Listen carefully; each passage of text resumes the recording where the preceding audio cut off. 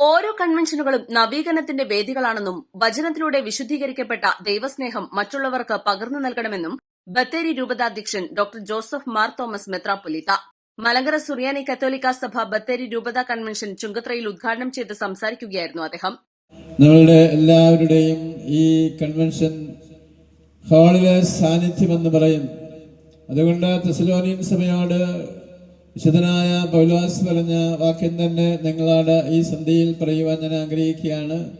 എല്ലായ്പ്പോഴും ദൈവത്തോട് നന്ദിയുള്ളവരായിരിക്കണം.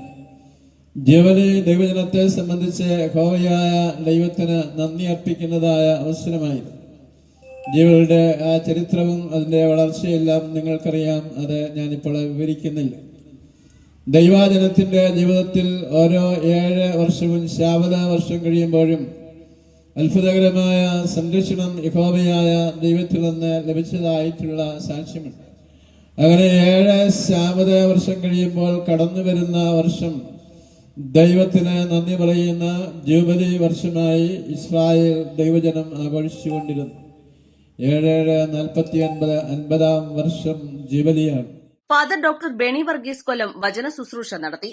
Father Thomas Kallur, father Thomas Chaprath, father Joseph Kannamkulam, father Mathai Airanithara, father Abraham Pathakkal, father Eldho Karikombil, father Sebastian Idayath, father Thomas Menekkattil, father Thomas Thundiyil, father Paulson Attupura, father Lazar Puthenkandathil, father John Vilayil, father Varghese Kaniyamparambil, sister Shubha, Marko Sichippilly, Sijo Abraham എന്നിവർ നേതൃത്വം നൽകി. East live Edakkara.